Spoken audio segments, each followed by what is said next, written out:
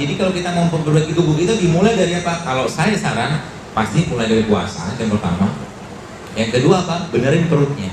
Jadi lagi waktu buka puasa jangan lagi makan makanan yang mengandung tepung atau minyak. Makannya prebiotik. Namanya apa? Kurma. Ya, jadi maka Nabi kita alaihi salatu wassalam ketika berbuka makannya apa?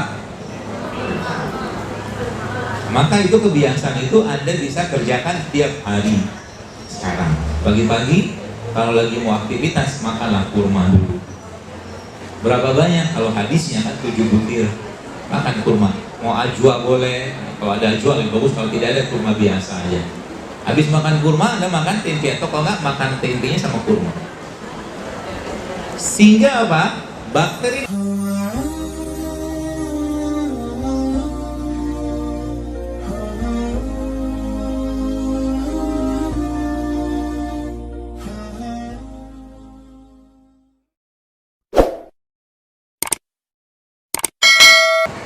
ya, jadi konsep-konsep ini bagus sekali. Maka insya Allah kalau kita aplikasikan, maka insya Allah kan gampang sekali ngobatin penyakit. Jadi ibu itu Julen ini testimoni gitu kan, ceritanya apa ibu kerjakan? Dia bilang, bener sih dok, dia bilang, saya ketika sudah mulai ngurangi minyak, dia bilang, makanan yang berminyak itu mulai tubuhnya mulai, dia bilang lebih enak. Terus dia sudah mulai kurangi yang tepung-tepung, dia bilang tubuhnya sudah mulai enak. Kemudian dia sudah mulai yang gula-gula yang tinggi dari gula pasir mulai membaik. Sekarang masya Allah dia bisa jalan naik tangga gitu, masya Allah. Sesimpel itu kan. Butuh waktu berapa tahun? Untuk sadar.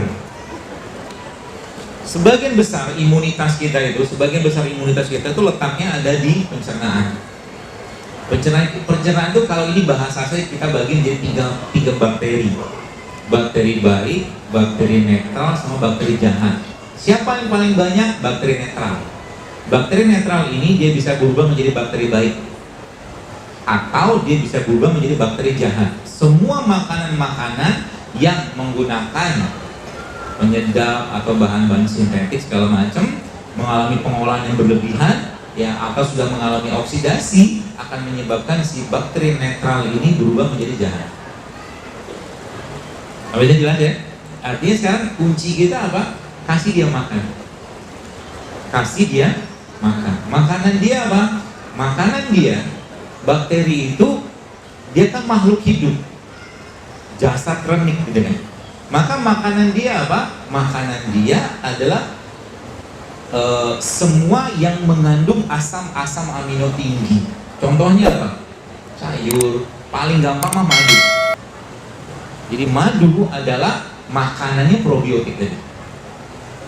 Jadi ketika madu itu dimakan, contoh gini, jadi kalau Anda makan madu ya, minum madu gitu, maka biarkan madu itu larut dalam ludahnya kita. Seperti itu. Dan madu bukan prebiotik karena dia bukan jasad. Jadi madu itu dia menguatkan probiotik. Jadi kalau Anda misalkan makan tempe sama madu itu bagus banget. Jangan digoreng. Tempe itu nggak mentah kan? Sudah dia bilang. Tempe itu kalau Anda yang baca itunya, tempe itu kan sudah direbus kedelainya. Jadi nggak mentah. Udah matang kedelainya sebenarnya. Cuman kita membahasakannya karena nggak digoreng jadi mentah. Padahal enggak, justru malah ketika tempe itu Anda celupin madu. Tadi saya telepon sebelum kesini, saya telepon ibu saya. Saya bilang, ya apa kabar, bla bla segala macam gitu. Terus dia cerita kemarin dia makan tuh, saya kan bawa tempe ke beliau. Terus beliau makan tempe itu sama kurma. Pagi sarapannya gitu. Kebetulan beliau kan, ibu saya dulu adalah beberapa tahun yang lalu kena diabetes kan. Tapi alhamdulillah dia jaga makanannya sampai akhirnya tidak ada masuk obat sama sekali sampai hari ini. Yang dimakan ya simpel-simpel aja lah sebenarnya. Kemudian dia cerita makan tempe pagi-pagi sama kurma, dan itu ternyata kenyang sampai siang. Dia cerita sampai setengah 2 gitu, dia bilang itu badannya tetap fit, tetap segar. Kenapa? Karena tadi probiotiknya, kan probiotik kan bakteri yang bakteri baik lah gitu kan, itu dikasih makan dengan prebiotik kurma. Jadi ceritanya nanti cobain ya. Jadi perlahan. Jadi kalau kita mau memperbaiki tubuh kita, dimulai dari apa? Kalau saya saran pasti mulai dari puasa yang pertama. Yang kedua apa? Benerin perutnya. Jadi lagi waktu buka puasa jangan lagi makan makanan yang mengandung tepung atau minyak. Makannya prebiotik. Namanya apa? Kurma.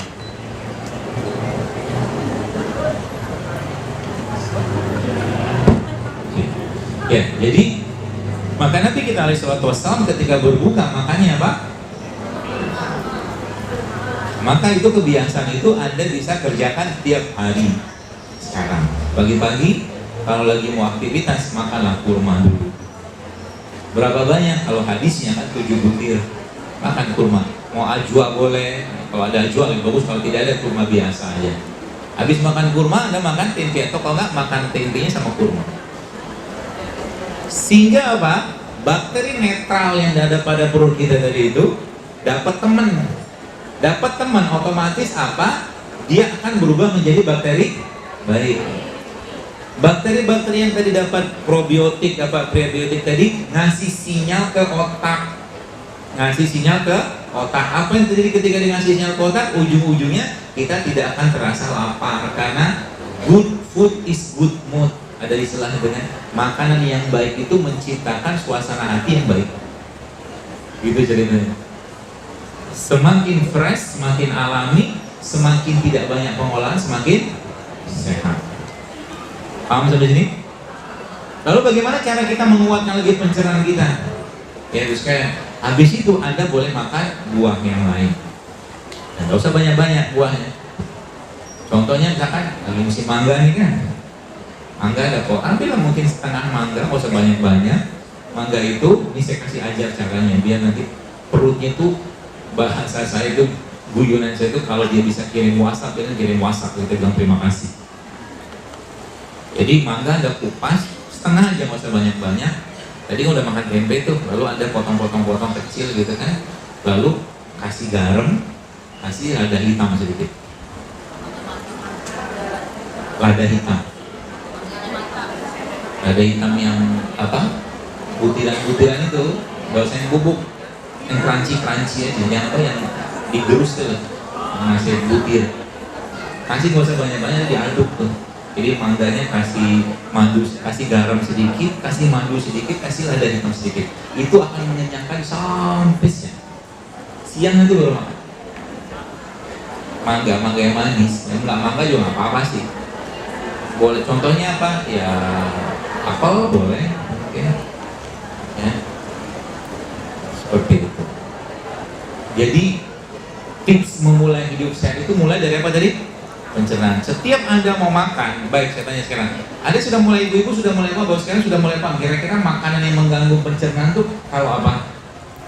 Kalau dia mengandung tepung, dia nggak sehat dalam pencernaan. Kalau dia mengandung gula yang tinggi. Yang ketiga apa? Kalau dia mengandung minyak. Ya, terus seperti itu. Dia nggak bagus bagi pencernaan. Sekali-sekali silakan, ya. Tapi jangan dilazimkan setiap saat. Ya, jadi diubah polanya. Karena sudah terlalu banyak, Bapak sekalian, beban negara kita ini dengan penyakit yang kalau kita mau sedikit mengatur nafsu kita, maka banyak penyakit bisa hilang. Sekarang misalnya, rumah sakit, kapan waktu paling sepi rumah sakit? Kapan? Bulan puasa. Betul? Kenapa bulan puasa sepi? Orang puasa. Berarti kan ada kesimpulan secara tidak langsung bahwa memang banyak makan itu memicu banyak penyakit. Berarti solusinya apa? Kurangi makan. Maka Islam luar biasanya mengatur dengan sangat jelas itu semua.